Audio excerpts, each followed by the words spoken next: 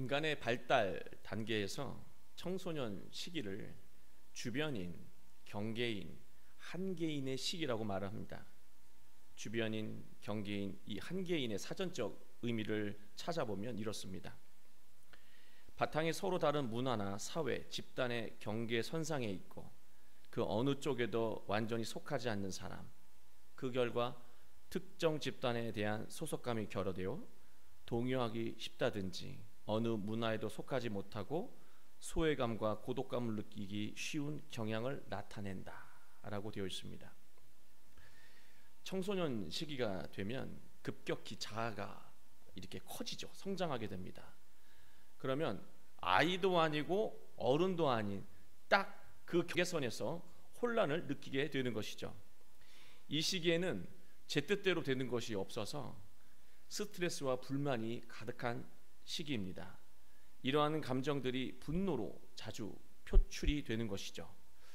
청소년기는 인생에서 가장 불안정한 시기이기도 하지만 이 기간을 건강하게 잘 보내면 안정감이 있는 성인으로 살아갈 가능성이 높아집니다. 그러나 주변인 현상은 청소년 시기에만 일어나는 것이 아니라는 것입니다. 성인들의 일상에서도 계속해서 일어나고 있다라고 하는 거예요.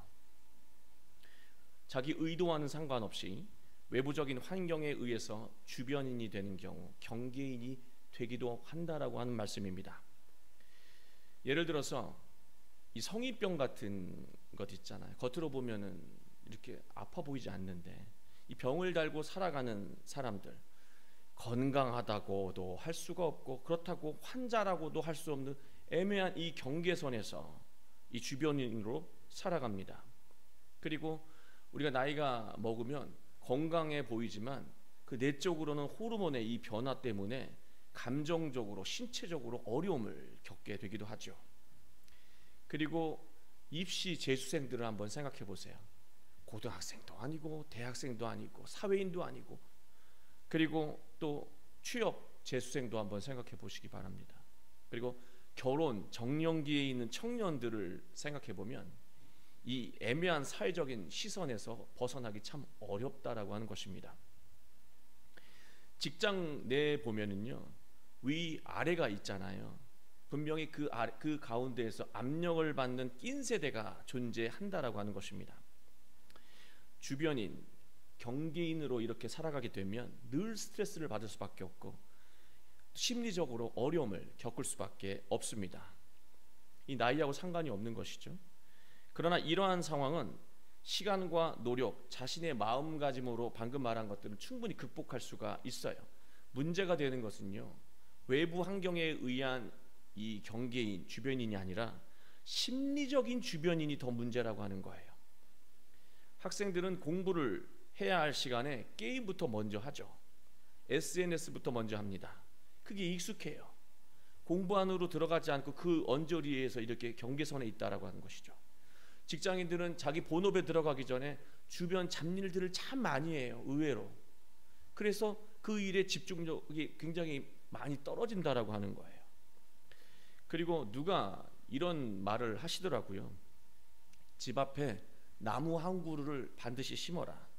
그리고 집에 들어가기 전에 일에 대한 모든 생각과 감정을 그 나무에 걸고 집 안으로 들어가라. 퇴근하고 집에 오면 가정에만 온전히 집중하라고 하는 말이 되겠죠. 그리고 우리 어머니들을 생각해 보면 가족들을 이렇게 밥을 지어서 먹이셨잖아요. 요즘은 어떤지 모르겠습니다. 밥을 지어서 먹이시면 어머니 얼굴은 먹이시면서 또 뭔가를 생각하고 계세요. 그게 무엇입니까? 다음 끼니 또 걱정하시는 거예요. 이러한 심리 상태가 나쁘다고 말하는 것이 아닙니다.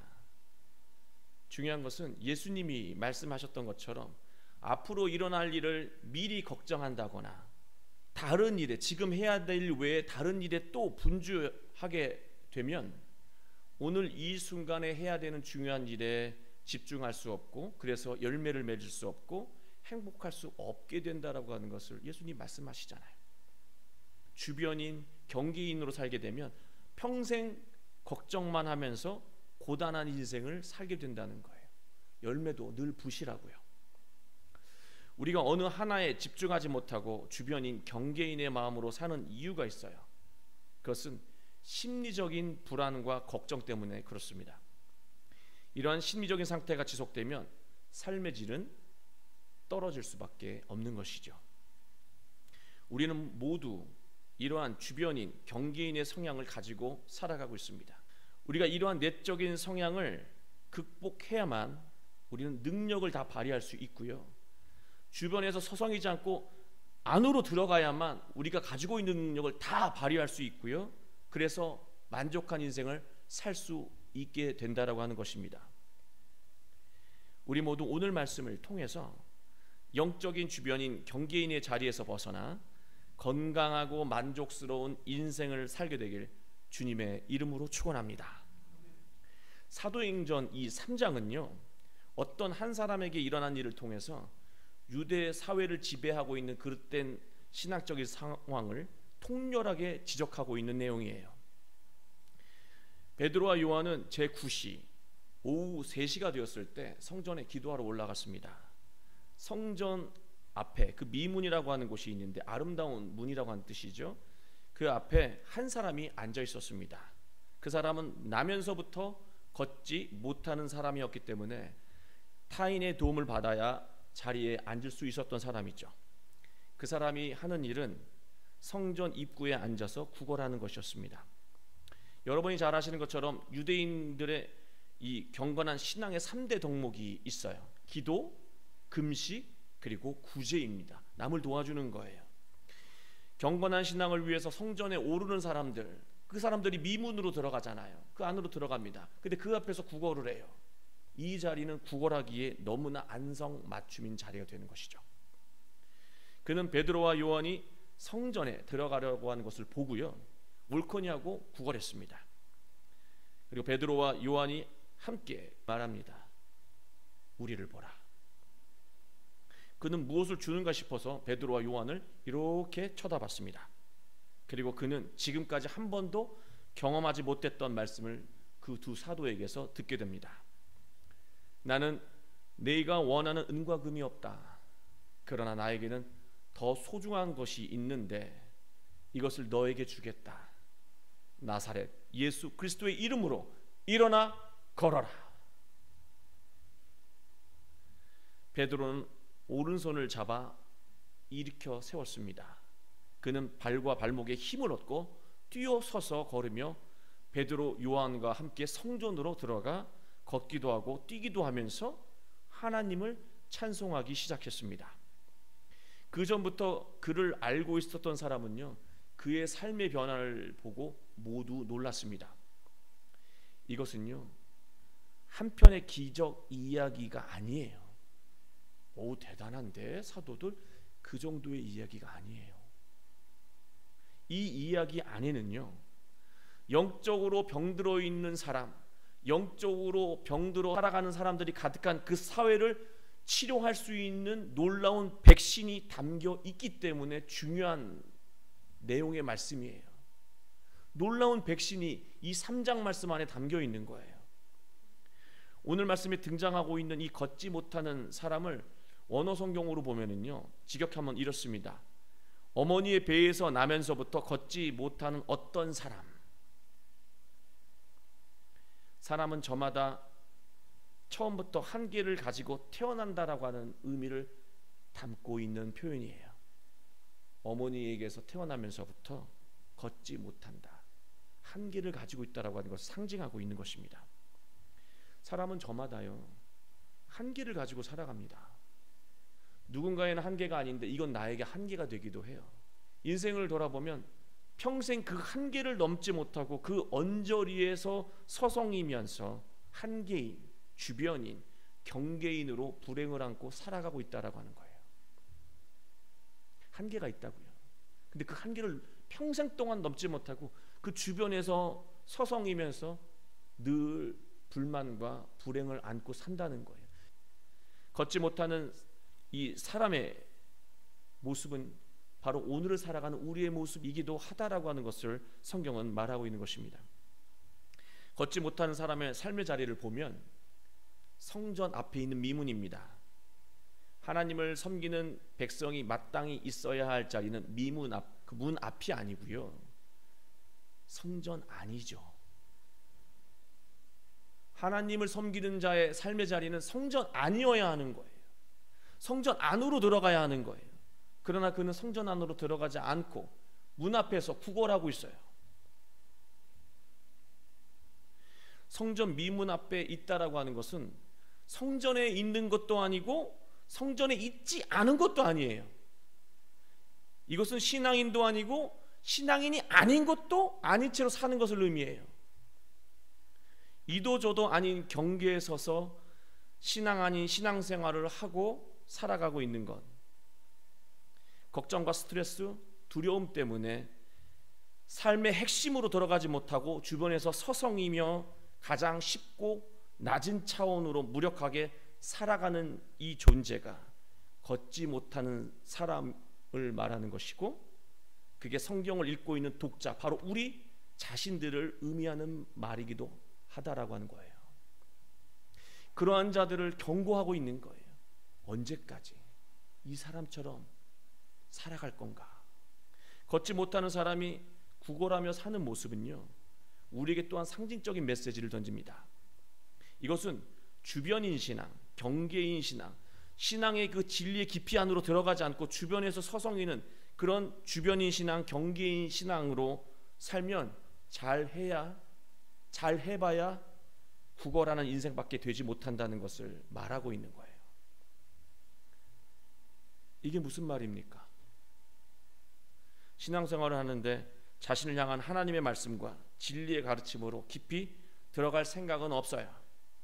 오직 신앙의 경계에만 머물면서 하나님에게 오직 재물만을 구하며 살아간다면 그는 하나님 앞에서 거린이 되는 것입니다. 하나님 아버지, 제가 뭘 해드리면 좋으시겠습니까? 우리는 언제까지 하나님 앞에서 주십시오, 제가 드릴 거는 없습니다, 그것은요 하나님 앞에서 거린으로 살아가는 거예요. 그 사람은 본인을 하나님 앞에서 하나님의 자녀가 아니라 거린으로 여기며 살아가고 있는 거예요. 평생을 거린의 자의식으로 사는 것이죠. 거린의 자의식으로 살게 되면 나는 늘 받아야 되는 존재야 라는 의식으로 살게 되면 인생이 잘 풀려봐야 부자 거린으로 사는 거예요. 제가 거지라는 표현을 안 쓰려고 애쓰는데 한 번만 쓸게요, 여러분. 부자 거지로 밖에 살지 못한다는 거예요. 잘해봐야. 하나님 보시기에 유대인들은 영적인 거린으로 무능하게 살아가고 있었다라고 하는 것입니다. 우리도 다르지 않죠. 예수 그리스도의 이름, 그 복음의 능력은요 걷지 못하던 사람에게 변화를 일으켰습니다. 개역개정 성경이 다 표현하지 못하고 있는데요, 이 개역 성경은 잘 표현했는데 개역개정 성경은 조금 다 표현하지 못하고 있어요. 그게 뭐냐면, 처음에는 베드로와 요한이 그의 이 팔을 잡아서, 오른손을 잡아서 이렇게 세우잖아요. 그런데요, 일어나고 나니까요, 이제는 베드로와 요한이 이 거린을 잡는 게 아니라 거린이었던 사람, 걷지 못했던 사람이 베드로와 요한을 잡고 성전 안으로 들어갔다고 되어 있어요. 복음의 능력을 경험한 사람에게 나타나는 현상인데요, 복음의 진리를 깨닫게 되면 하지 말라고 해도 본인이 더 적극성을 띠게 된다라고 하는 거예요. 말려도 자기가 붙잡고 성전 안으로, 그 진리의 깊은 깨달음 안으로 들어간다라고 하는 말씀입니다. 10절 말씀을 보면 사람들은 걷지 못했던 사람이 일어나 성전으로 들어가서 뛰면서 하나님을 찬양하는 것을 보고 놀랐다고 기록하고 있습니다. 놀랍죠. 앞에서 9걸 정도 하던 인간이었는데, 그것도 제대로 자기 주체적으로 살지 못했던 사람인데 성전 안으로 들어가서 찬양을 하고 있다는 거예요, 하나님을. 여기서 말씀의 핵심은 우리가 걷지 못했는데 일어나는 것까지만 본다라고 하는 거예요. 사실 진짜 핵심은요, 미문에 앉아있던 영적인 자리, 삶의 자리에서 성전 안으로 옮겨진 거예요. 더 중요한 거예요. 사실은 그런 마음이 있었기 때문에 그의 이 병든 삶이 치유되고 회복된 것을 의미하는 것입니다. 복음을 듣고 생겨난 신앙의 자각이 베드로와 요한을 통해서 들었던 나사렛 예수 그리스도의 이름으로 일어나라, 너 일어날 수 있어 라고 하는 그 복음의 깨달음이 주저앉아 살았던 그 인생을 일으켜 세운 거예요. 그리고 새로운 자의식으로 살게 만든 것입니다. 그에게 생겨난 새로운 자의식이 무엇이냐면, 나는 더 이상 무능하고 무력한 존재가 아니야. 마음만 먹으면 걸을 수도 있고 뛸 수도 있어. 이것도 할 수 있고 저것도 할 수 있어. 또 나는 하나님 앞에서 구걸하며 살아가야 하는 그런 거지가 아니라 하나님이 나의 필요를 다 채워주셔. 나는 하나님의 뜻을 이루며 더 높은 가치를 이루며 감동적인 인생을 살아야 하는 하나님의 아들이고 딸이야 라고 하는 자의식이 생긴 거예요. 그런 사람이 어떻게 성전 미문 앞에서 사람들 비우 상태를 이렇게 맞춰가면서 구걸을 하겠습니까? 그 자리를 털고 일어나서 성전 안으로 들어가서 하나님을 찬양하게 되죠. 11절을 보면 놀란 사람들이 솔로몬의 행각에 모여 웅성대고 있는 장면이 나오거든요. 수많은 장소 중에 솔로몬의 행각이었을까요? 중요한 상징을 이 장소는 담고 있습니다. 이 사람들이 왜 솔로몬의 행각에 모였을까? 여러분, 이스라엘의 가장 황금기가 언제예요? 여러분, 솔로몬 시대잖아요.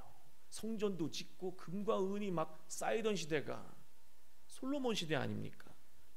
옛날에 그 이스라엘의 영화, 그 솔로몬의 이 시대가 늘 그리운 사람들이 유대인이었던 거예요. 하나님에게 솔로몬 때처럼 물질이 풍요롭게 해주세요, 우리가 많은 것을 누리게 해주세요 라고 하는 그 신앙이 전통이 되어서 지금까지 흘러온 거예요. 그게 그들이 어떤 문제가 생기면 솔로몬의 행각에 모이는 거예요. 우리 신앙은 이런 사람들인데 이거 뭐 어떻게 해석을 해야 돼? 이렇게 된 거예요. 이 사람들이 놀란 거는 복음의 능력에 놀란 것이 아니고요, 더 정확하게 말하면 요한과 베드로의 능력이라고 생각했던 거예요. 복음 자체를 이해하지 못했기 때문에 베드로라고 하는 사람, 요한이라고 하는 사람이 능력을 발휘했다고 생각했어요. 그래서 베드로와 요한은 12절에 이렇게 말합니다. 이스라엘 사람들아, 이 일을 왜 놀랍게 여기느냐? 우리 개인의 권능과 경건으로 이 사람을 걷게 한 것처럼 왜 우리를 주목하느냐?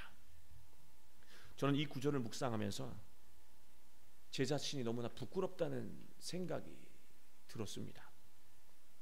왜 놀랍게 여기느냐? 왜 복음의 능력을 보고 놀랍게 여기고 이 일이 하찮은 나 같은 사람들을 통해서 일어났다고 여기느냐? 전 이 구절을 보고 부끄러웠다고요.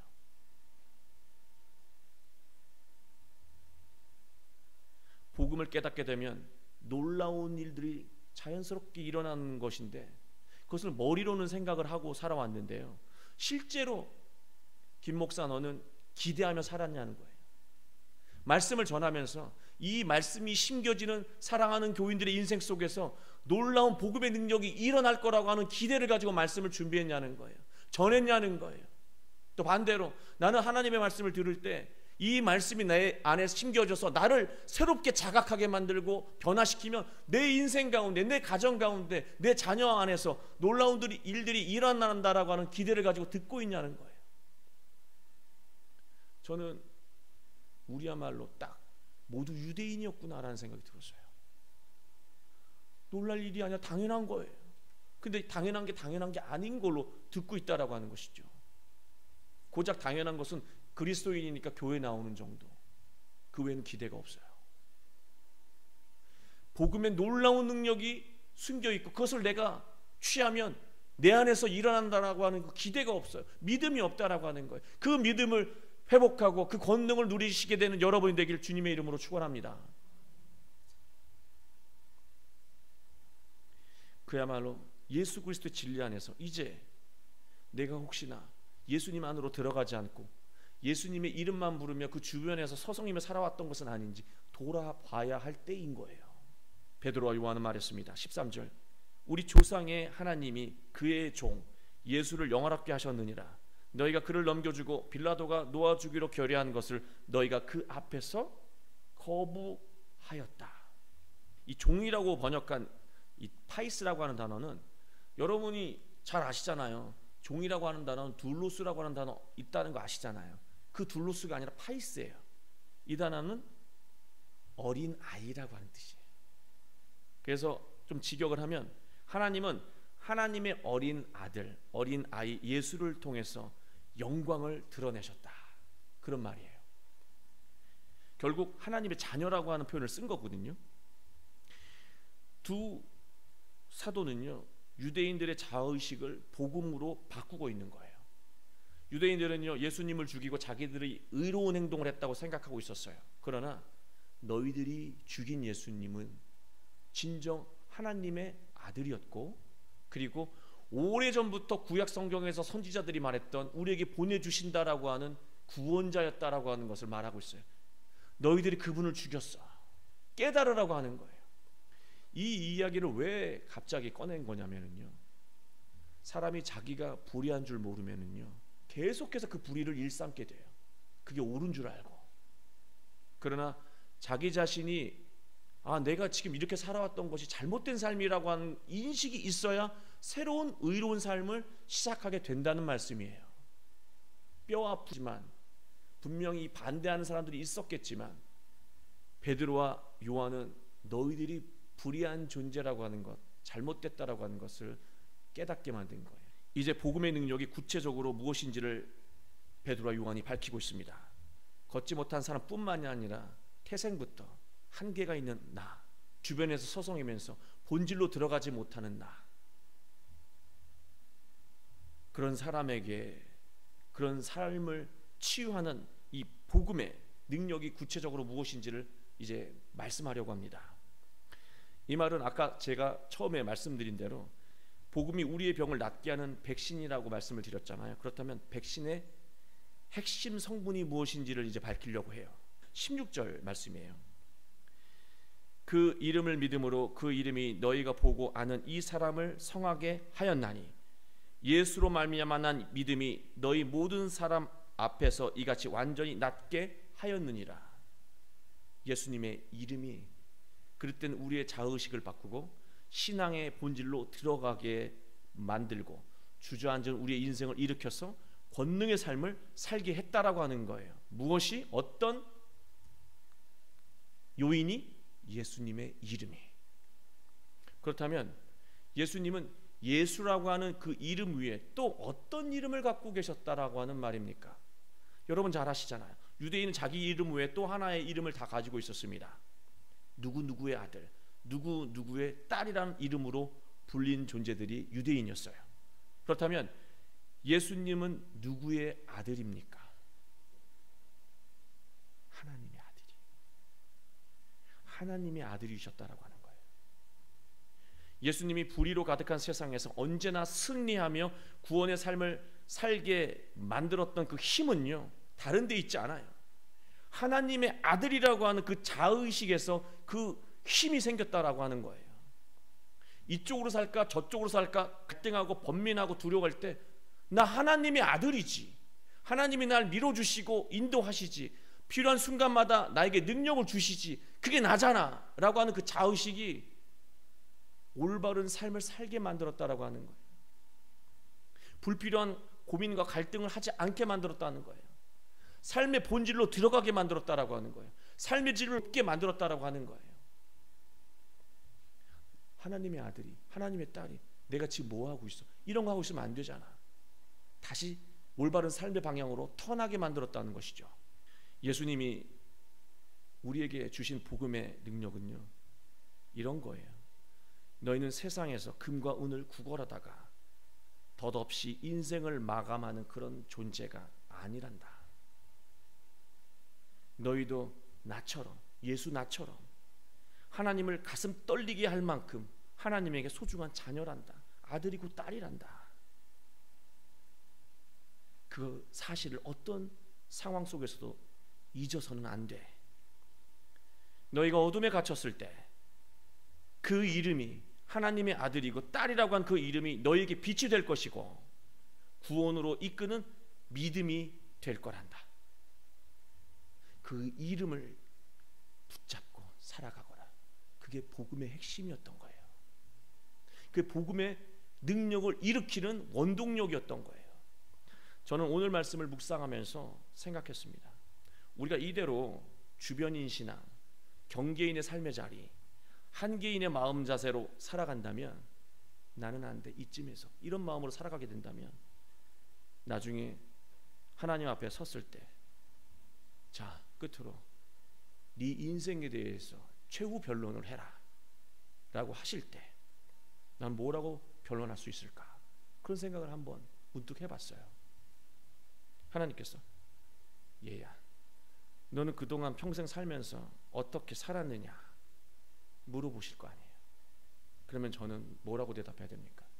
평생 금과 은을 구걸하며 살았습니다. 나의 자녀로 평생 권세를 누리며 행복해야 할 네가 재물의 노예가 되어 거린처럼 살아왔다는 말이냐 물어보신다면, 나는 아무 말도 할 수 없게 되지는 않을까, 그런 걱정이 들었어요. 여러분은 어떠세요? 너 어떻게 살았니? 저는 열심히 구걸하면서 살았습니다, 아버님. 그렇게 대답하실 겁니까? 네가 내 아들인데 너는 거지로 살았단 말이야. 아들이 아니라, 딸이 아니라.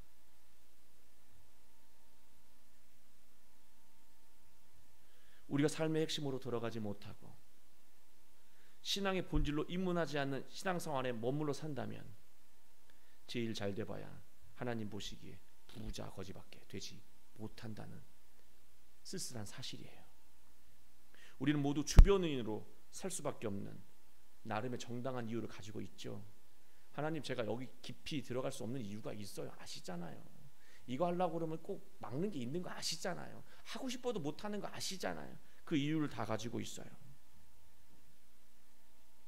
우리 신앙에 집중할 수 없는 나름의 형편이 있어요. 몸이 아프고 마음에 상처가 있고 슬픔이 있고 사는데 바빠서 시간이 없어서 신앙생활 할 수 없는 이유가 있어요. 다 정당해요. 그러나 이유가 정당하면 뭐합니까? 자기 인생을 최악으로 만드는 것인데, 우리는 이제 일어나야 합니다. 들어가야 할 때입니다. 지금 이 시간 우리는 예수 그리스도의 진리 안으로 깊이 들어가야 합니다. 몰입해야 해요. 그러면요, 지금 내 삶에서 내가 예수 그리스도 그 진리 안으로 깊이 들어가면, 자각이 생기면 내 안에 하나님의 자녀라고 하는 자의식이 생기잖아요. 그러면요, 지금 내가 무엇을 해야 되는 시기인지 정확하게 보게 된다는 거예요. 그러면 학생은요, 내가 지금 뭐 하고 있는 거지? 자신이 몰입하고 집중해야 될 것을 알게 될 것이고요. 직장인은요, 내가 지금 무슨 짓을 하고 있는 거지? 내가 지금 이 일의 성과를 거두며 성장해야 될 시기에 지금 뭐에 이렇게 몰두하고 있는 거지? 그런 생각에서 벗어나 제대로 일의 성취를 이루게 될 것입니다. 그리고 부모는요, 내가 지금 뭐를 생각하며 살아가고 있는지 모를 때 내 가정을 위해서 무엇을 해야 되는지 정확하게 깨닫고 집중함으로 자녀를 살리고 가정을 살리고 복된 가정으로 만들 수 있게 될 것입니다. 결국 예수님에게 들어가 우리가 몰입하고 집중하고 삶에 더욱더 깊이 들어가 열매를 맺게 된다면 우리 인생은 풍성한 열매로 가득하게 될 것이고 복된 인생이 될 것입니다. 사랑하는 교회 여러분, 한 주간 예수님에게 깊이 몰입하시기 바랍니다. 그 안으로 들어가시기 바랍니다. 주변에서 서성이지 마시고요. 그리고 가정, 자녀, 배우자를 대할 때 주변에 서성이지 마시고 본질로 깊이 들어가세요. 내 일, 공부 다 깊이 들어가십시오. 여러분은 지금까지 경험하지 못했던 복음의 능력을 경험하게 될 것이고 복된 열매를 맺게 될 것입니다. 그런 한 주가 되시길 주 예수 그리스도의 이름으로 축원합니다.